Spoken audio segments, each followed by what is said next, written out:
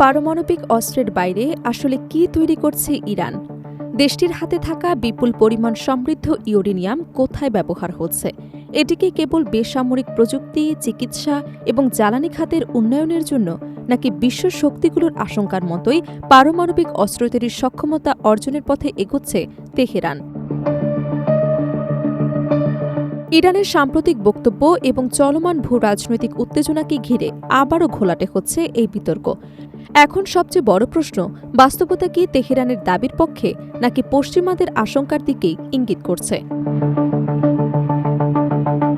পারমাণবিক অস্ত্রের বাইরে আসলে কি বানাতে চাচ্ছে ইরান? নতুন করে সেই প্রশ্ন সামনে এসেছে দেশটির পরমাণু শক্তি সংস্থার প্রধান মোহাম্মদ ইসলামের সাম্প্রতিক বক্তব্যের পর। তার দাবি, আন্তর্জাতিক নিষেধাজ্ঞা, অর্থনৈতিক চাপ এবং ধারাবাহিক সামরিক হুমকির মধ্যেও ইরান পারমাণবিক প্রযুক্তিতে উল্লেখযোগ্য অগ্রগতি অর্জন করেছে। তিনি বলেন, দেশের শীর্ষ নেতৃত্বের দীর্ঘমেয়াদী সমর্থনের কারণে এই কর্মসূচি আজ স্বনির্ভর পর্যায়ে পৌঁছেছে। ইসলামের বক্তব্য অনুযায়ী সমৃদ্ধ ইউরেনিয়াম ব্যবহার করে ইরান চিকিৎসা বিজ্ঞানে ব্যবহৃত উন্নত রেডিও ফার্মাসিউটিক্যাল এবং ক্যান্সার চিকিৎসার জন্য বিভিন্ন আইসোটোপ এবং গবেষণা ভিত্তিক পারমাণবিক প্রযুক্তি উন্নয়ন করছে। তার ভাষ্য, এসব প্রকল্পের ক্লিনিক্যাল ট্রায়াল সম্পন্ন হয়েছে এবং ধীরে ধীরে সেগুলো ব্যবহারের পর্যায়ে নেওয়া হচ্ছে।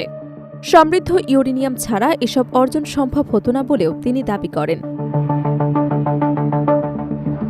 এদিকে মধ্যপ্রাচ্যে চলমান উত্তেজনার মধ্যেই ইরানের ইস্পাহান, নাতানজ এবং ফোরদোস সহ একাধিক পারমাণবিক স্থাপনাকে লক্ষ্য করে গত এক বছরে হামলার ঘটনা ঘটেছে। এসব হামলার জন্য তেহরান ইসরায়েলকে দায়ী করে আসছে। তবে ইরানের দাবি, সাম্প্রতিক চাপ সত্ত্বেও তাদের পারমাণবিক কর্মসূচি থেমে নেই, বরং গবেষণা এবং প্রযুক্তিগত উন্নয়ন অব্যাহত রয়েছে। ইরান ভিত্তিক সংবাদ মাধ্যম মেহের নিউজ এজেন্সির ৭ জুলাইয়ের এক প্রতিবেদনে মোহাম্মদ ইসলামের বক্তব্য প্রকাশ করা হয়। সেখানে তিনি বলেন, প্রতিকূল পরিস্থিতির মধ্যেও দেশীয় প্রযুক্তির উপর নির্ভর করে পারমাণবিক খাতে নতুন সক্ষমতা অর্জন করেছে ইরান এবং ভবিষ্যতেও এ কর্মসূচি অব্যাহত থাকবে। তবে পশ্চিমা দেশগুলোর অবস্থান সম্পূর্ণ ভিন্ন। যুক্তরাষ্ট্র, ইসরায়েল এবং তাদের মিত্ররা দীর্ঘদিন ধরে অভিযোগ করে আসছে, ইরানের ইউরেনিয়াম সমৃদ্ধকরণের প্রকৃত উদ্দেশ্য শান্তিপূর্ণ নয়।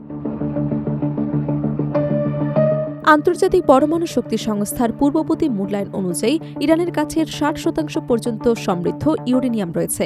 বিশেষজ্ঞদের মতে, এই মাত্রার ইউরেনিয়ামকে ৯০% উন্নীত করা গেলে তা অস্ত্র গ্রেডে পরিণত হয় এবং তাত্ত্বিকভাবে একাধিক পারমাণবিক অস্ত্র তৈরির সক্ষমতা তৈরি হতে পারে। অন্যদিকে বর্তমানে আইএই এর পরিদর্শকের ওপর আরোপিত সীমাবদ্ধতার কারণে ইরানের পারমাণবিক কর্মসূচির বর্তমান অবস্থা স্বাধীনভাবে যাচাই করা সম্ভব হচ্ছে না। ফলে দেশটির ইউরেনিয়াম মজুদ বা সমৃদ্ধকরণের প্রকৃত অগ্রগতি নিয়ে আন্তর্জাতিক অঙ্গনে অনিশ্চয়তা আরও বেড়েছে। পশ্চিমা দেশগুলোর আরেকটি যুক্তি হল, বিদ্যুৎ উৎপাদন, গবেষণা কিংবা চিকিৎসা খাতে ব্যবহারের জন্য সাধারণত ২০% বেশি সমৃদ্ধ ইউরেনিয়ামের প্রয়োজন হয় না। তাই ৬০% পর্যন্ত সমৃদ্ধকরণকে তারা কৌশলগতভাবে উদ্বেগজনক বলে মনে করছেন। যদিও তেহরান বারবার বলছে, তাদের পুরো কর্মসূচি আন্তর্জাতিক আইনের আওতায় পরিচালিত হচ্ছে এবং এর সঙ্গে পারমাণবিক অস্ত্র তৈরির কোনো সম্পর্ক নেই। এদিকে ইরানের সামরিক এবং রাজনৈতিক অঙ্গনের কিছু আলোচনাও আন্তর্জাতিক পর্যবেক্ষকদের নজর কেড়েছে।